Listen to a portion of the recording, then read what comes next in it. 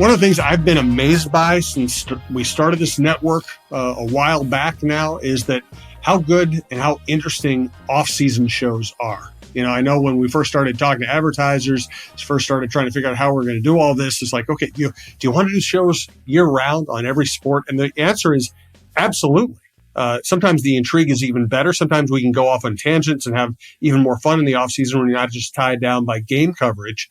But let's be honest. This is a quiet week in the NBA. So today on the Jon Krawczynski Show at TalkNorth.com, we're going to kick around some topics. We're also going to take a lot of listener questions and just see what you want to hear about today. Of course, I have to give credit. This is John's idea, not mine. So John, before we get to the questions, is there anything worth updating on what's going on with the Timberwolves? Yeah, right now, we're about 2+ weeks away from training camp beginning. And so players are getting back into town. They are working out at Mayo Clinic Square. A lot, from what I understand, a lot of the guys are here already getting workouts in. There are several that still have not shown up yet, but that's fine. There's camp is still a little ways away. But we are in this a little bit of a holding pattern right now. This is the final sort of lull before we really get going in a couple of weeks here. And so the Wolves have kind of been looking around at a few possibilities for training camp deals and non-guaranteed preseason deals and things like that, but nothing of any real consequence or anything like that. So I figured now is a good time just to let's see what's on the fans' minds. Let's answer some questions that they have, gearing up for what is going to be, I think, maybe the most highly anticipated season in franchise history, just given all of the optimism that surrounds this group. And so I know that one of the cool things about doing this show is every week we have asked for a Twitter question, and a giveaway, from Shepherd Goods Lamb Chops Clothing. But every week we get dozens of questions that come in. And we only answer one of them. And so there's just a huge appetite for Wolves information and then just analysis and things like that. And so this is as good as week as any while we're still in this lull to let's hit a bunch of fan questions. Let's see what's on your mind. Let's kind of hit some of the high notes and talk about it and start to build the anticipation for September 30th, I believe, is when training camp is going to begin. Not far away. It sneaks up on us. It is amazing when a team goes to a Western Conference Final how short the off season is. No doubt. Yeah, I had to adjust to that myself. I'm used to having a couple of days to do my taxes before after the season gets over, and now it's now we're deep into May, and maybe next year they go into June. Who knows? We'll see. But those are good problems to have. He's Jon Krawczynski. This is the Jon Krawczynski Show, our basketball show at TalkNorth.com. You should know the lineup by now. We've added Randy Shaver and Don Mitchell. We have John on the Timberwolves. John and I also do the Viking Update Show. We've both been covering the Vikings for a long time. We have Jeff Diamond, the former Vikings general manager, does Jeff Diamond's Vikings and NFL Insider. Roy Smalley, Lavelle Neal, and myself on baseball. John Millay on preps. Russo, LaPanta, and Gorg on 2 separate hockey shows. I'm probably even forgetting some good shows because we have so many good people. We also have outdoor content. Check it all out. Any show you like, please subscribe to your favorite podcast app. It's the easiest way to listen. It's also absolutely free. Jon Krawczynski Show, coming to you from the Aquarius Home Services Studios. I want to thank our many great sponsors, starting with Princeton's Liquors, True Vision Institute, TSR Injury Law, and Shepherd Goods and Lamb Chops Clothing Line. All right, John, let's just go ahead and get to the first question from Nathan Hunt. What will be the biggest factors this season that lead the Wolves to take the next step, either a finals appearance or, God forbid, a championship? And is this season a failure if they don't do that? So first of all, what do they need to do? Number one, and I think that it has been on the coaching staff's mind, it's been on the players' mind really all summer long, is how do they get their offense to be closer to their defense in terms of overall efficiency rankings. Last year, they were number 1 defensively, number 17 offensively. And so a huge priority has been placed on looking at whether it's tweaks to the system, changes that can be made, but also, kind of what players can do to enhance their offensive capabilities so that when we get to the playoffs next season, the hope is to be a top 10 offense and a top 10 defense. And I think one of the questions that will have to be answered is, can the Timberwolves do enough to improve their offensive, dramatically without taking much away from the defense? I don't think they need to be number one in the league defensively, Jim. I do think they need to be top 5, just given the way that this team is constructed and the strengths of their players. But I also do think they need to be 11, 10, 9 offensively, so that when they get into matchups against teams like Dallas in the Western Conference Finals with a bunch of certified bucket getters over there, that they have a way to fight fire with fire. And I just think that last year in the conference finals, they were not able to kind of keep up with the offense that Kyrie Irving and Luka Doncic were providing on a game in and game out basis. And so how they do that, whether it's schematically or whether it's internal improvement, is going to be a huge key into what their chances of improving their finish this next year. One other thing that I think is going to be very important for them and will factor largely into their ability to go further than last year is I do think they needed to be in that spot in the Western Conference Finals and understand what it takes to get there, and then what it might take to get to the final step. What you heard all of right after that Game 5 loss to Dallas, what you heard the most was that they ran out of gas, and that I think that there were many of the guys were surprised at just how long and how grueling the playoffs are. They, climbed that mountain in Denver. They won in Game 7, and they were still only halfway through the playoffs. And so there, I think, is a new realization and a new understanding of what it will take to get to the finals. And I think that will help them. I think that in terms of conditioning, in terms of preparing themselves, in terms of understanding, just the mindset that they need to have throughout the playoffs, I think that will help. What will it be a failure if they don't make the finals or if they don't win the championship? I do not think so. No, I don't think it'll be a failure. The West is really difficult this year. And, if you make it to the conference finals 2 years in a row, that I think is a very successful season. If they don't, if they take a step back and it's the second round or certainly a first round and out kind of a situation, that would be a disappointment and possibly a failure. But I think that if they can get back to the conference finals, or just depending on how the situation goes, see what the West looks like, their goal should be the conference finals at minimum, and then championship. That would be fantastic, or finals would be amazing. But I wouldn't say that the season is just a bust if they don't make it that one step further. Next question from Nicole, Nichole, on Twitter.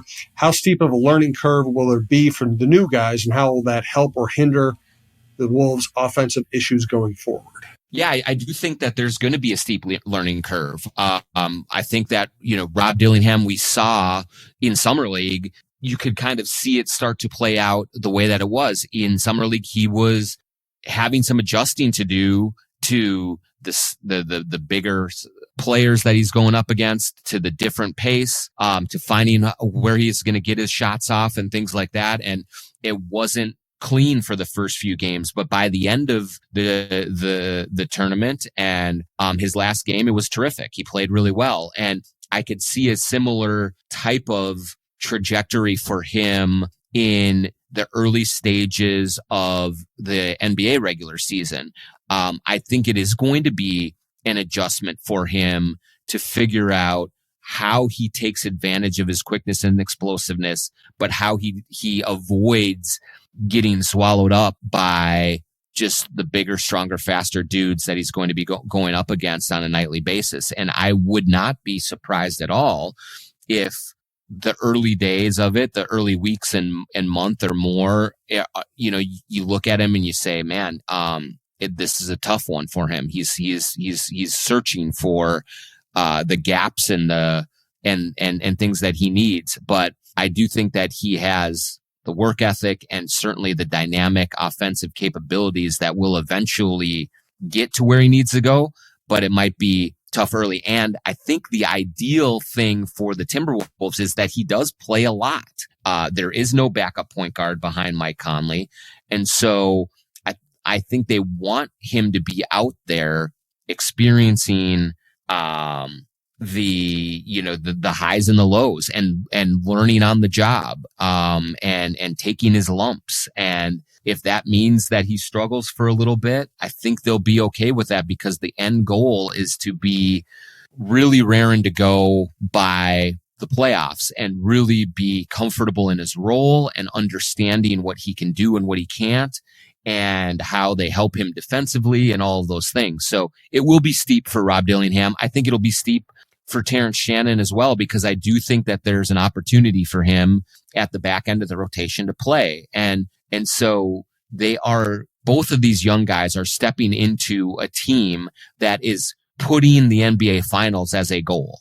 And that's a very hard situation for a lot of rookies to step into. You see a lot of them have to just really kind of take a back seat to the veterans, because there's so much importance on all of these games, and they kind of get lost in the shuffle sometimes. But I think that the goal that the Timberwolves have is to give these guys some experience during the regular season. So if they need them for injury, or if they just need their certain skill sets even more in the playoffs, that they are ready to do it. And I can see both of them just kind of being thrown into the deep end, and Coach Finch saying, let's go guys, swim, we need you, and see how they do. Tell us about Princeton's Liquors. Princeton's Liquors in Maple Grove. Bill Princeton, the Princeton family have been in the liquor selling business for decades and decades.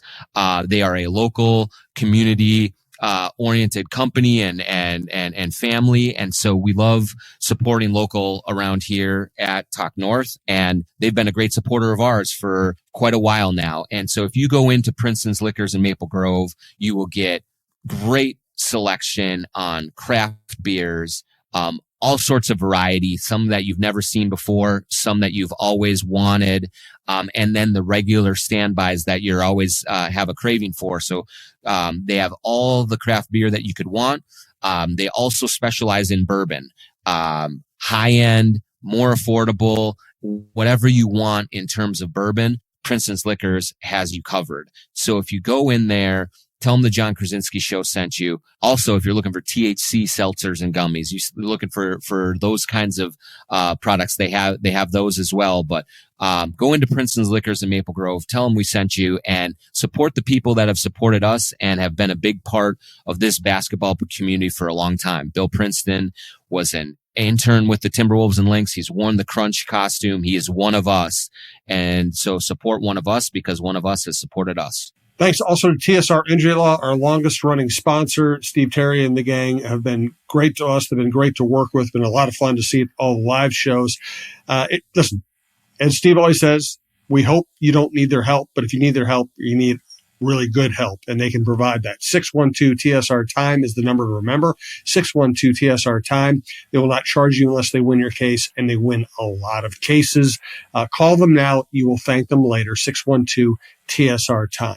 All right, next question from Tim Botwolf. How has Chris Finch softened the idea of playing a more structured offense? I hope so, because I don't think the solution to their offensive woes is going to be solved by two rookies. They need to scheme Jaden into the offense when they try to hide defenders on him. Yeah, so I think Chris Finch talked a lot last year about more structure, and I do think that compared to 2 years ago, this offense had more structure. Certainly when you bring Mike Conley into the mix for the full season and you're playing him with Rudy Gobert, you are going to have a higher element of structure than you would have with D'Angelo Russell and Cat and Ant being kind of the the main focal points of an offense. So Finch would tell you that they implemented more structure, more play calls last season.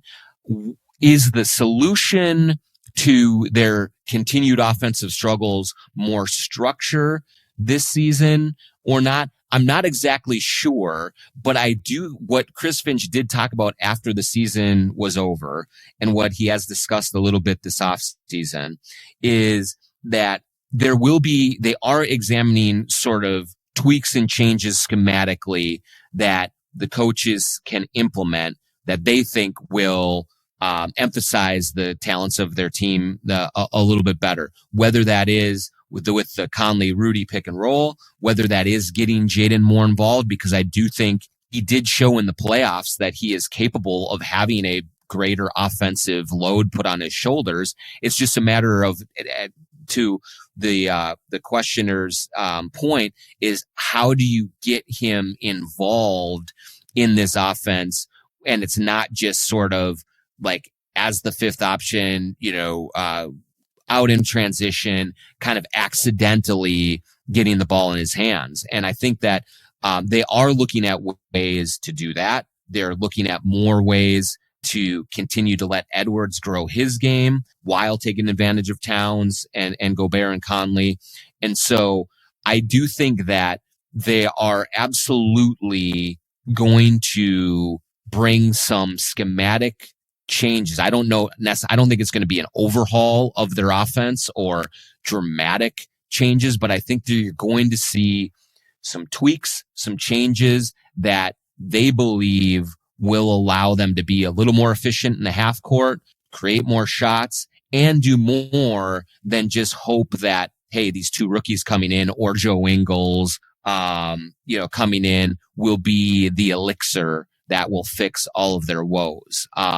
And so I'm very anxious to talk to Chris Finch at the end of this month about kind of what that looks like and what kind of ultimately the determinations that were made need to happen and need to change to get this offense going. But I would be surprised if the answer that he provides is, yes, we need a lot more structure. We need to have more defined roles.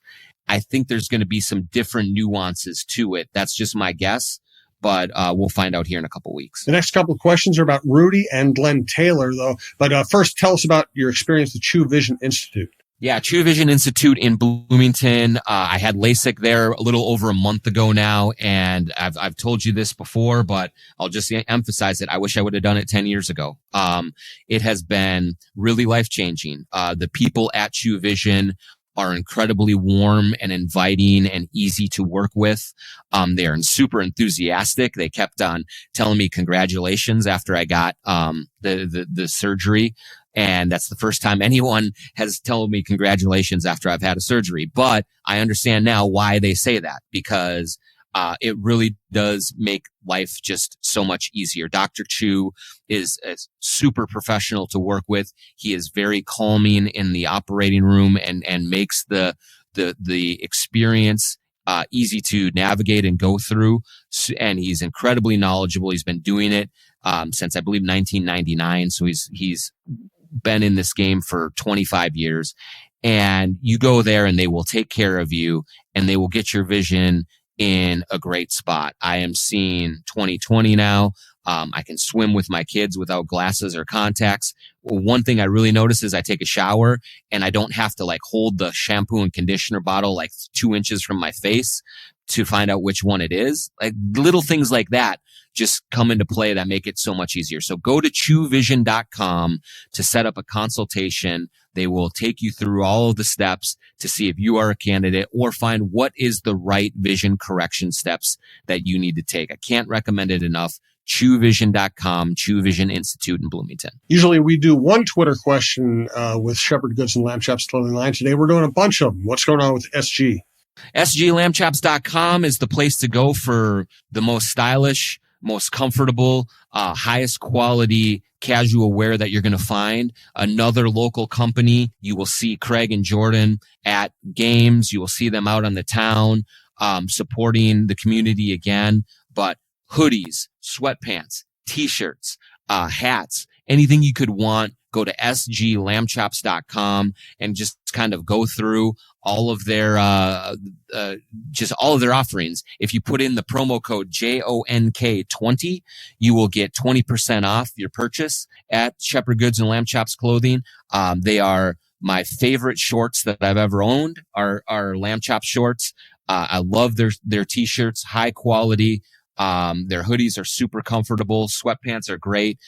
You can wear them out on the town and casual hanging out with friends. You can wear them while you're watching games at home.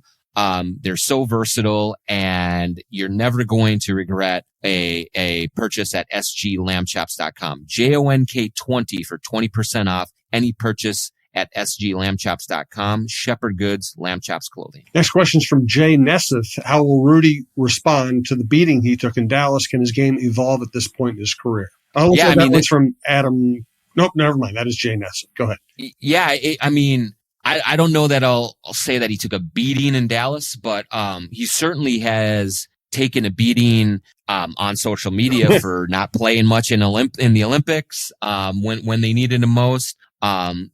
Rudy in general, I will say, is one of those players who has a keen awareness of what is being said about him, whether it's from other players, whether it's from on social media. He uses all of that as motivation. He certainly did that last season around this time when everyone said, hey, he's washed up. What worst trade of all time? The Timberwolves just made a huge mistake by bringing him in, and now they're stuck and not going anywhere. And Rudy took all of that in. He took that to heart. He used it as motivation, and he came through and had a very great, very, very good season. It was exceptional defensively. He did make some strides offensively, and he was a huge part of the Timberwolves going as far as they did. There certainly were moments in the playoffs during the season and others that were glaring in terms of some of the struggles offensively to punish teams that go small against them. It's clear in the Olympics, they believed that they had to play smaller with Yabusele and Lasorte instead of Rudy, because both of those players were more capable of doing damage offensively than Rudy was. So I think it's going to be a little bit different in the NBA, just with the way that the Timberwolves have formed this identity. He will be a major factor, but I think everyone will be watching to see like how he responds to the continued doubting, the continued criticism that comes his way. I think a lot of it is way overboard, and silly, quite frankly, but there certainly is still something he has to prove. He said it last year during the season that until I win a championship, I'm going to have people that are going to have criticisms of me that are valid, and I have to break through and do that to quiet all of that noise. That's the motivation for him coming in. So as he gets a little bit older, how does he stay effective defensively? How does he continue to kind of adjust his game to what the Timberwolves need from him? It's going to be an enormous factor in how far they go in the Western Conference this year, and how he internalizes some of that. So I don't know how he's going to react. I feel like he's going to be very, very motivated and want to kind of continue to prove people wrong, but more so he wants to prove the Timberwolves right for investing as much as they have in him. He can be eligible for a contract extension, so there are also financial kind of things that are going to factor in here. And so we'll see. But if the Timberwolves are able to go to the conference finals or the NBA finals this upcoming season, I guarantee that Rudy Gobert will be an enormous positive in that happening. And so they're going to need him, and we'll just have to see how ready he is for that. From Adam Kirshner, what's the latest on the ownership dispute between Glen Taylor and ARod? Yeah, a little shorter answer for this one, Adam, because there just isn't much going right now. The arbitration is set for the first week of November, which means the season will begin before we have any kind of answer on what's happening. The arbitration panel will hear the case over, I believe, 2 days. And then most people expect within 30 days after that, there will be some sort of a ruling. But as of right now, it's just kind of a wait and see. I know both sides are certainly kind of preparing themselves and trying to be as ready as possible going into that. But it's just kind of like having to wait and see until we get to that date, because there's not a whole lot else that I don't think can happen until that transpires. We've got a couple of questions from GNIRPS, also let's see, from Yerner Herzog, both about Dillingham. Basically, what happens to this team if he's not ready to take on this role? Yeah, if he's not ready, they do have other options in terms of Joe Ingles can play some point forward. Nickeil Alexander-Walker can play some point guard behind Mike Conley. Ant can have the ball in his hands even more. And so there are some contingency plans. But I think that in a perfect world, Dillingham does assert himself as a very capable backup to Mike Conley that can play, 25 minutes a night or something like that, take some of the pressure off of him, not only make shots, but also make plays for others and run the offense, and really be ready for the playoffs.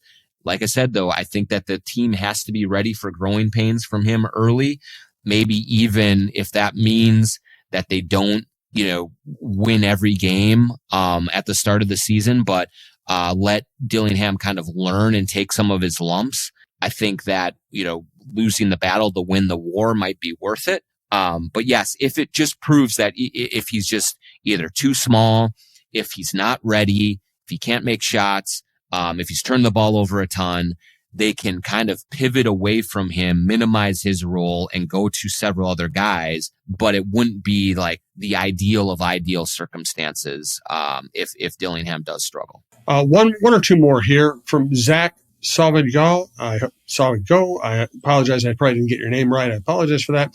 I know the full team isn't back in Minneapolis yet, but have they had any discussions on if their inside the NBA interview boycott will continue after Shaq and Chuck's recent negativity about the team? Is it inside the NBA even going to exist this year? Yeah, so they have one more year of inside the NBA before the new television contract kicks in. I still will see. I'd be surprised if that show doesn't survive in some shape or form, either continuing on TNT or moving to Amazon or something like that afterward. We'll have to see. But I don't think it's been an open conversation between guys all summer long. I don't think that there's a huge thing about that. I did report after the Western Conference Finals series was that yes, that they did boycott the post game interview process, or like sit down with the Turner guys, because they thought that Draymond Green in particular, and Shaq to a little bit extent, but more so Draymond Green, was just completely out of pocket for most of that series, and they were right about it. But we will see, I guess. It'll be different going forward into the season, because when they have their TNT games, they would do an interview kind of like remotely.